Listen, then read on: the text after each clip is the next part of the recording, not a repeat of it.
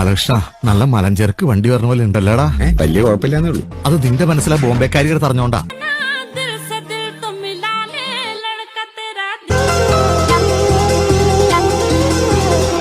കൊള്ളല്ലേ? തിരക്കിടില്ല.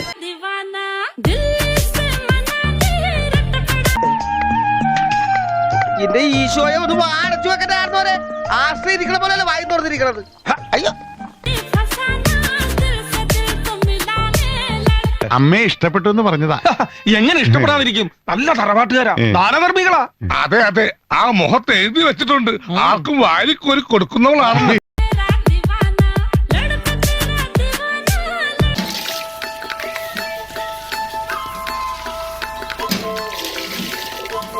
ഡിസൈൻ്റെ ചന്തി കണ്ടാലോ കഞ്ഞാറും പോവാതെ എനിക്ക്.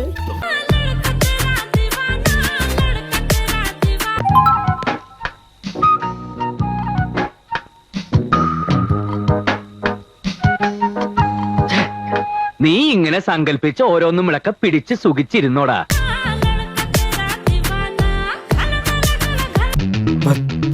തരൂ. എന്ത്? ജോടെ കാറിന്റെ കീ. എന്തൊരു ചരക്കടാ, ഞാൻ അറിഞ്ഞില്ല ഇങ്ങനെ എനിക്കറിയടാ.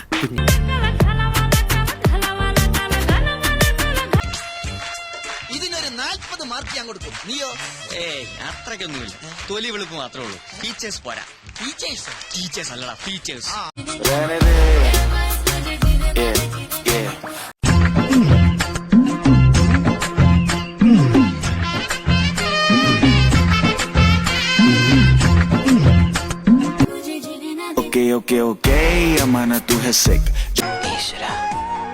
ഇതാണോ ഞാൻ കണ്ടെത്തുന്ന പണിക്കര് പറഞ്ഞ പെൺകുട്ടി? ഏതാ ഈ കുട്ടി? ഒന്ന് പോയെ. നിന്റെ വല്ല അവിഹിത ബന്ധാണോ? പണ്ട് ഞാനും മനുഷ്യന് ഭ്രാന്ത് പിടിപ്പിക്കാതെ. ഞാൻ അത്രക്കാരനൊന്നുമല്ല. ഭഗവതി മനഃശക്തി തരാൻ മറന്നു പോവല്ലേ. നീ മനഃശക്തി ഒന്നില്ലെങ്കിലും ഞാൻ സ്വന്തമായിട്ട് ഇത്തിരി മനഃശക്തി ഉണ്ടാക്കാൻ പോവാ. കിട്ടില്ലോ. എന്റെ കയ്യിലെങ്ങനെ ആയിരിക്കണം? മിനിമം ഒരു 500 ഡൈവേഴ്സ് കഴിഞ്ഞ് പിറ്റേ ദിവസം പെറ്റണിട്ടാണ്. ഭയങ്കരമായ ആള്. അതെങ്ങനെയാ? കർത്താവ് അടിയുള്ളവരെ കൊണ്ട് അറിയാൻ പറയില്ലല്ലോ.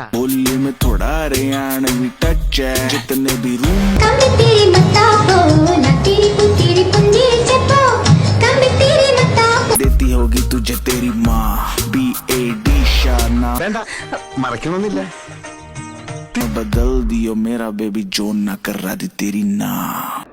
അതിനു മുമ്പ് എനിക്കറിയണം. എന്തോന്ന്?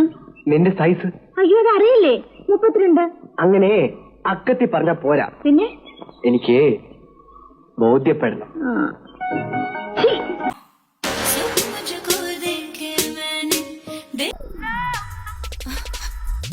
ആ നോട്ടം വേണ്ട. എന്താ? അല്ല, പോയിന്റ്സ് ഞാൻ നേരെ വായിച്ചില്ല. താനേ ബുക്കിലുള്ളത് വായിച്ചാ മതി.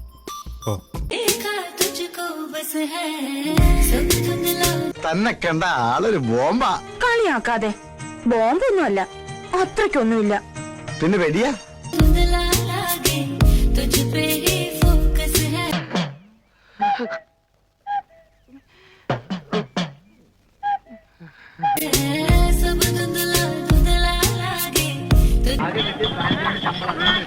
പിള്ളേച്ചൻ ഭാഗ്യമുള്ളവനാണ്.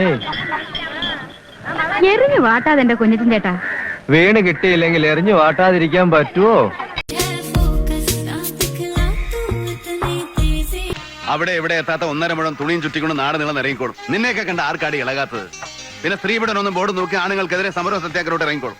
നേരെ ചെവേ തുണി കൊടുത്ത് നടക്കുക, ഇല്ലെങ്കിൽ പരുന്നുകാരെ പോകും.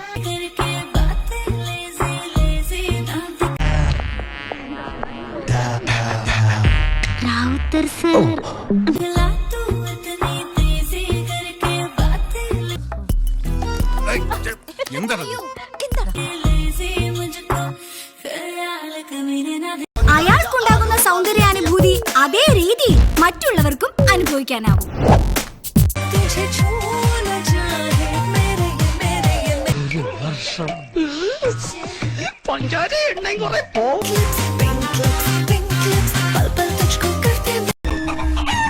എനിക്ക് ജപം തുടങ്ങാൻ സമയമായി.